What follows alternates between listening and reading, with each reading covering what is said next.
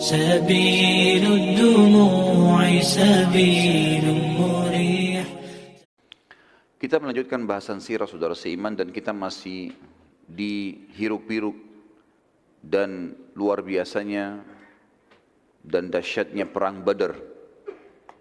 Yang terakhir kita sempat membahas kisah bagaimana kelihayan dan keterampilan Zubair bin Awwam radhiyallahu anhu pada saat dia membunuh Abu Kabs, salah satu prajurit Quraisy yang terkenal dengan postur tubuh besar, semuanya besi dari kepala sampai ke kakinya, dan dia membawa pedang yang ukurannya sangat besar serta pemegang pedangnya pun besar.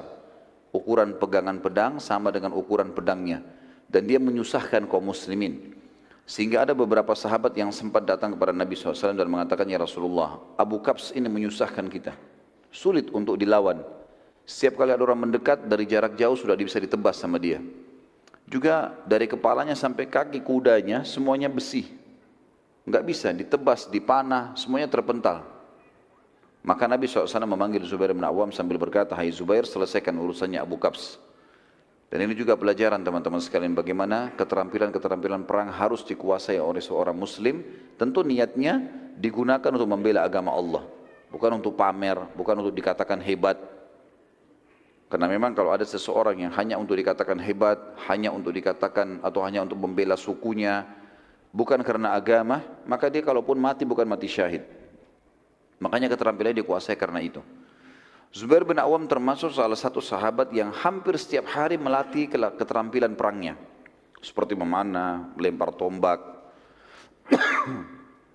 Bahkan beliau bisa memanah, melempar tombak sementara beliau berdiri di atas kuda. Jadi bukan cuma duduk, kudanya berlari, tapi sambil berdiri di atas kuda. Dan ini salah satu metode yang dipakai oleh Zubair untuk membunuh Abu Kabs yang memang posturnya lebih tinggi tubuhnya dan kudanya juga besar.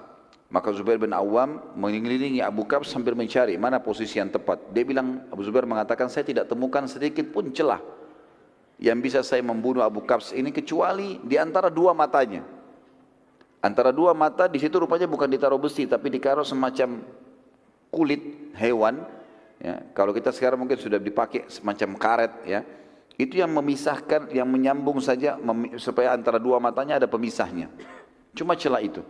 Maka Zubair bin Awwam mengatakan, "Saya pun berdiri di atas kuda, kemudian saya melempar tombak tepat di antara dua matanya itu dan tembus sampai ke otaknya di belakang. Akhirnya terbunuhlah Abu Kabs ini."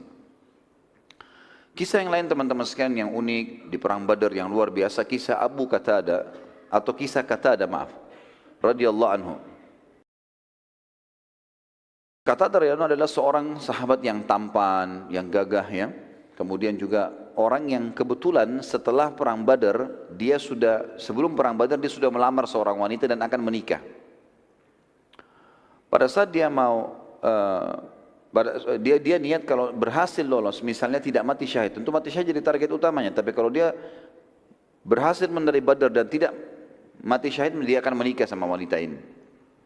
Di perang Badar lagi berkecamuk peperangan, Qatadah radhiyallahu anhu, ya, ini mendapatkan serangan satu anak panah yang kena ke bola matanya, sampai membuat anak panah itu saking cepatnya dan kerasnya anak panah itu lemparannya, terlempar kemungkinan ini dari jarak sangat dekat, sampai membuat bola matanya, kelopak mata dan bola matanya Qatadah rusak.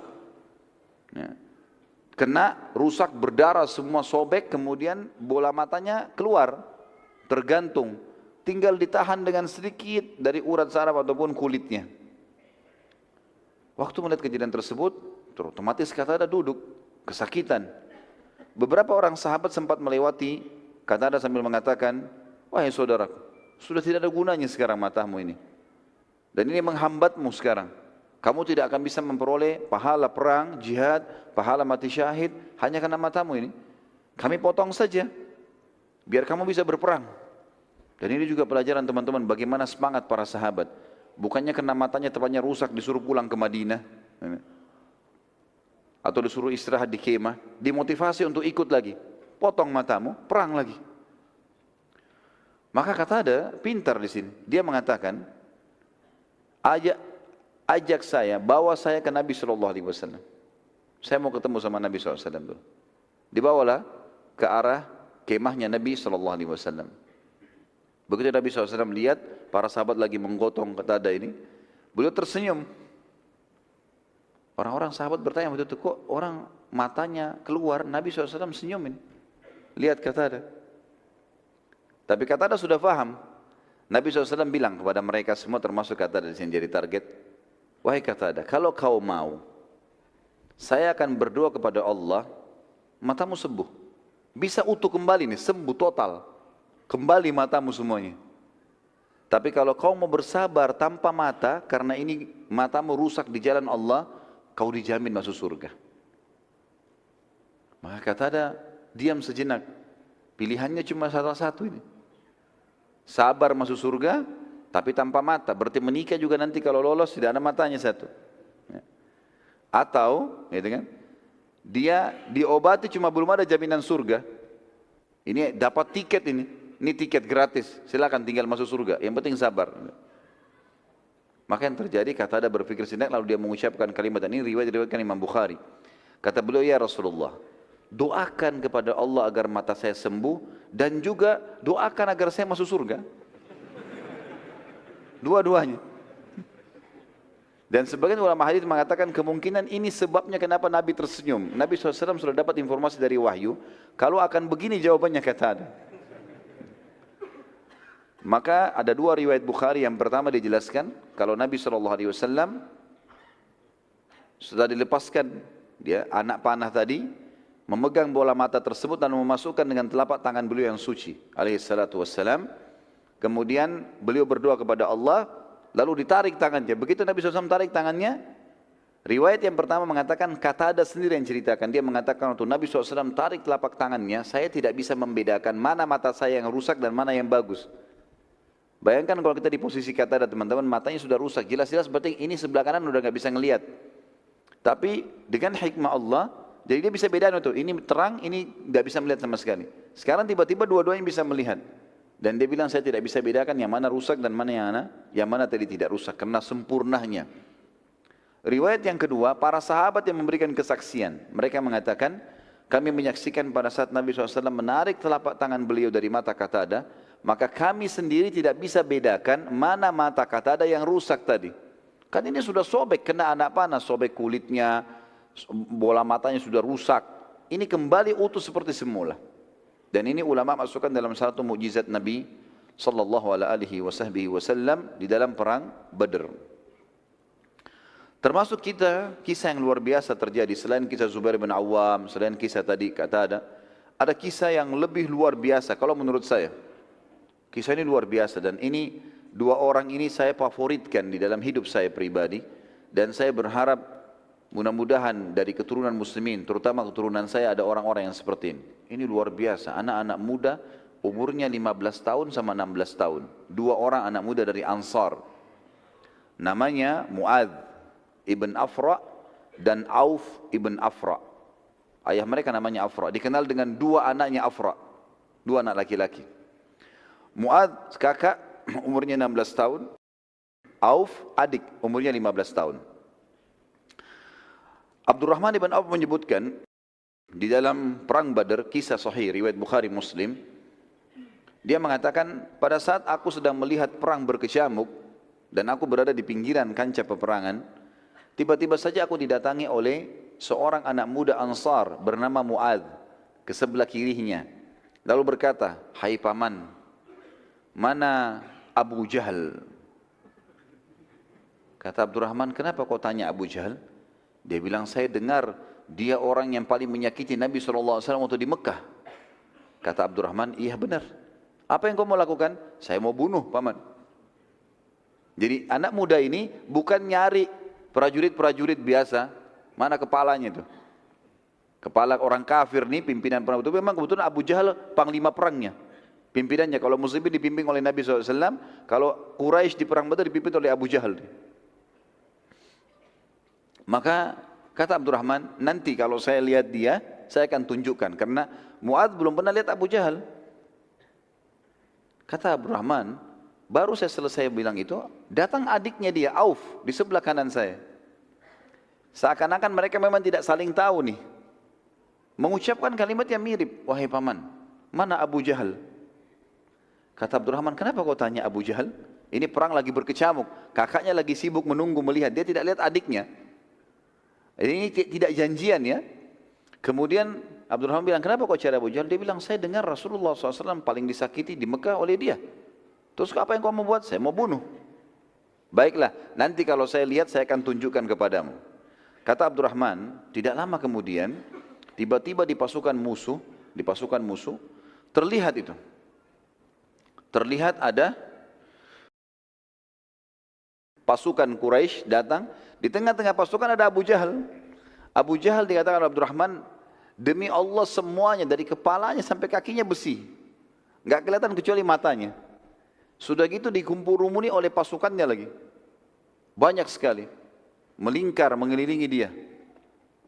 Maka saya bilang, itu Abu Jahal. Kata Abdurrahman, begitu saya ucapkan itu Abu Jahal, demi Allah, kedua anak muda ini, Mu'adz dan Auf adiknya, seperti anak panah yang terlepas dari busurnya. Cepat sekali. Menyerang semua pasukannya Abu Jahal. Dan karena mereka kelabakan, tidak sangka dua orang menyerang sekian ratus orang, gitu kan? Akhirnya kelabakan nih. Kacau balau, mereka terus menebas sana sini sampai mereka berdua berada di depan Abu Jahal dan keduanya menebaskan pedangnya ke arah Abu Jahal. Tapi karena Abu Jahal di atas kuda dan mereka berdua ini berjalan, gitu kan, berlari, maka pedangnya mengenai bagian paha dan saking kerasnya tebasan tersebut sampai akhirnya paha Abu Jahal sempat sobek, berdarah dan jatuh dari kuda. Si Auf, si adik ini sempat dibunuh mati syahid dibunuh oleh Ikrimah bin Abi Jahal. Waktu itu Ikrimah masih dalam keadaan kafir. Nanti tentu setelah pembebasan kota Makkah, Ikrimah masuk Islam. Dan beliau mati syahid di perang Yarmuk. Ada kisahnya sendiri yang luar biasa juga. Waktu itu masih dalam keadaan kafir. Anaknya Abu Jahal, dia menyerang Auf, Auf mati terbunuh, si adik. Si Mu'adz berusaha melarikan diri karena Abu Jahal sudah kena. Tangkis sana sini, lepas dari peperangan. Begitu dia keluar, rupanya ada satu orang kafir atau beberapa orang kafir yang menebaskan pedang ke tangan kanannya dan sempat ketebas. Akhirnya tangannya seperti tergantung tangan kanannya. Dia pun keluar dari kancah peperangan. Dia enggak berhenti teman-teman sekalian. Perhatikan semangat sahabat mengejar surga ini. Dan keyakinan mereka kalau mati itu datang bukan karena sebabnya, tetapi karena ajalnya datang. Karena sebab-sebab kematian banyak. Orang bisa ditabrak kendaraan, orang bisa menghadapi kebakaran, bisa tenggelam. Tapi kalau ajal belum datang enggak bakal mati. Pasti akan diselamatkan, terselamatkan dengan sendirinya. Apa yang dilakukan teman-teman? Bayangkan di umur 16 tahun, tangan kita tertebas, tergantung tinggal beberapa lembar kulit, beberapa kulitnya yang halus yang menangannya. Dia lakukan dia buka imamahnya, lalu diikat sama dia. Tangannya disatukan, tangan kanannya diikat sama dia di punggungnya dengan imamahnya supaya bisa bertahan. Lalu dia masuk lagi nyerang dengan tangan kirinya. Sementara melawan musuh dia merasa dia kesakitan dengan tangannya ini, dia merasa terganggu dengan itu. Dia keluar dari kancah peperangan, imamahnya dibuka, tangannya diinjak sama dia, ditarik. Dikeluarin tangannya, karena sudah mengganggu nih, nggak bisa berfungsi lagi. Setelah itu dia masuk menyerang teman-teman sekalian umur 16 tahun dengan tangan kirinya sampai terbunuh mati syahid. Dua anak muda yang luar biasa ini. Ya. Di sini teman-teman sekalian, karena perilaku dua orang ini, ulama sepakat bahwasanya kekalahan musyrikin setelah izin Allah di Badar, selain janji Allah, adalah perannya dua orang ini. Kenapa? Karena ternyata setelah Abu Jahal jatuh, dan orang-orang kafir Quraisy tidak ada yang bisa mengobati karena besarnya sobekan di pahanya dan berdarah banyak. Akhirnya mereka kelabakan gara-gara itu. Pimpinannya sudah luka. Dan mereka takut, khawatir jangan sampai dari pasukan muslimin keluar lagi dua orang seperti ini yang menyerang tiba-tiba. Akhirnya Abu Jahal diurus, dirawat, dikeluarkan dari kancah peperangan oleh mereka. Dan muslimin berkecamuk lagi peperangan, masih berperang yang lain. Kita masuk sekarang juga. Di antara kisah yang terjadi di perang Badar adalah terbunuhnya Umayyah bin Khalaf. Umayyah bin Khalaf teman-teman adalah dulu majikannya Bilal di zaman jahiliyah. Majikannya Bilal. Dia yang dulu taruh batu panas di dadanya Bilal, dia yang cambukin, dia yang siksa Bilal intinya. Umayyah bin Khalaf ini orangnya gemuk, badannya besar. Rupanya waktu pasukan muslimin memenangkan perang Badar, kocar-kacir pasukan kafir Quraisy ini, udah mulai banyak yang melarikan diri. Umayyah bin Khalaf ini kudanya lepas dari dia. Dia jatuh dari kuda, kudanya lepas. Dia karena gemuk sekali nggak bisa lari. Sudah nggak bisa lari, pasukan musyrikin sudah banyak lari, tinggal dia sama anaknya berdua. Tinggal sama anaknya berdua. Ada riwayatnya yang mengatakan tinggal dia sendirian. Muslimin lagi ngumpulin ghanimah. Ada sebagian yang mengejar musuh, sebagian mengumpulkan ghanimah. Apapun yang ditinggalkan oleh musuh pada saat itu dari pedang, perisai, kendi-kendi, apalah semua dikumpulin di depan kemahnya Nabi SAW. Nanti Nabi SAW bagi rata. Salah satu yang mengumpulkan ghanimah itu adalah Abdurrahman bin Auf radhiyallahu anhu. Abdurrahman bin Auf ini teman-teman sekalian adalah sahabat Nabi, salah satu yang dijamin masuk surga dari 10 orang. Di zaman jahiliyah namanya dia Abduwud. Namanya dia Abduwud. Wud ini namanya berhala. Hambanya Wud gitu. Setelah masuk Islam diganti Abdurrahman oleh Nabi SAW. Abdurrahman bin Auf lagi ngumpulin pedang. Dalam hadis Bukhari dia mengatakan, saya lagi ngumpulin pedang, perisai, saya coba angkat semaksimal mungkin yang saya mampu, mau dibawa ke hadapan Nabi SAW. Tiba-tiba Umayyah, saya melihat Umayyah dari sisi kanan saya, dan dia memanggil, wahai Abduwud. Dia panggil, wahai Abduwud. Ya. Maka berkata Abdurrahman, saya tidak mau balik, karena nama itu buruk. Terus dia mengatakan, wahai Abduwud, wahai Abduwud. Umayyah selalu memanggilnya. Dan memang Abdurrahman sangat dekat dengan dia pada saat itu, dekat posisinya. Sampai akhirnya dia tidak mau balik, dipanggillah dengan nama lain Abdul Ilah. Ilah adalah Tuhan. Sama kalau kita Abdullah sebenarnya ya. Hai Abdul Ilah. Kata Abdurrahman, waktu dia panggil saya itu saya balik. Saya bilang, ya ada apa? Maka dia bilang, untuk apa kamu mengumpulkan semua itu di tanganmu? Berat-berat, pedang, perisai, untuk apa? Ini harta rampasan perang, kata Abdurrahman. Kata Umayyah, mau nggak saya kasih kamu lebih baik daripada itu? Kata Abdurrahman, tentu saja. Dia bilang, tawan saya sama anak saya. Nggak usah urus itu. Karena pedang, perisai semuanya dikumpulin, nanti dibagi rata kepada mujahidin. Tapi kalau tawanan perang, dia bawa orang yang dia tawan, itu bisa jadi budaknya dia, tawanannya dia. Kata Umayyah, tawan saya. Kau tahu posisi saya di Mekah seperti apa? Dia salah satu pemimpin kepala suku di Mekah, orang kaya raya. Artinya apapun kau minta nanti sebagai tebusan akan dibayar oleh kaumku. Abdurrahman berpikir benar juga nih. Ya. Dilempar semua pedang-pedang itu, dipegang tangannya Umayyah bin Khalaf, dipegang tangannya anaknya. Jalan menuju ke kemah Nabi SAW. Di tengah jalan lewat Bilal. Bilal dulu bekas budaknya Umayyah. Dia lihat bahasanya begini. Umayyah bin Khalaf ra'sul kufur. Umayyah bin Khalaf kepalanya orang-orang kafir, pimpinannya. Demi Allah kalau bukan kau mati saya mati. Kata Abdurrahman, Bilal, tawanan saya ini. Jangan ganggu. Enggak bisa. Tawawanmu bukan tawananmu saya enggak mau tahu. Ini orang jahat ini. Saatnya di kancah peperangan, halal darahnya, boleh dibunuh. Tetap Abdurrahman bilang, hai Bilal, tawanan perang, bertakwa sama Allah, nggak boleh diganggu ini punya saya. Bilal bilang, belum sampai ke Rasulullah SAW. Kalau udah sampai ke kemahnya beliau, Nabi akui, nah itu lain. Selama kau masih jalan ke sana, saya kejar nih. Akhirnya Abdurrahman sama Bilal argumentasi mulut. Bilal tetap mau bunuh, ini larang. Setiap kali Bilal mau nyerang, Abdurrahman tahan dengan badannya. Bilal bingung gimana caranya bunuh orang ini. Harus dapat cara ini. Rupanya lewat beberapa orang Ansar lagi ngumpulin juga ghanimah. Orang dari asli Madinah muslimin. Dia teriak, hai saudaraku Ansar, kesinilah. Mau enggak membunuh orang yang pernah siksa saya di Mekah dulu? Mereka bilang tentu saja. Ini orangnya ini. Ini. Umayyah bin Khalaf ini, yang taruh batu panas di dada saya, yang pukulin saya, yang caci maki, yang suruh saya mengatakan unta itu Tuhan. Ini orang ini. Bunuh dia. Mereka bilang, harus dibunuh ini. Kata Abdurrahman, sebentar, ini tawanan saya. Enggak boleh. Kata Bilal, belum sampai ke kemah Rasulullah. Orang ini jahat. Terus Bilal terus motivasi orang-orang Ansar. Abdurrahman terus membela sampai orang Ansar mengatakan, Abdurrahman tidak bisa. Belum sampai kemah Rasulullah.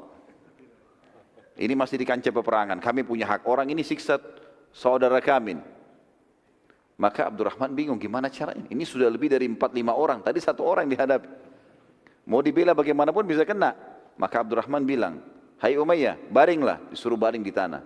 Terus supaya Abdurrahman tidur di atas badannya. Jadi Umayyah disuruh tidur, dia baring di atasnya supaya tidak bisa diserang gitu.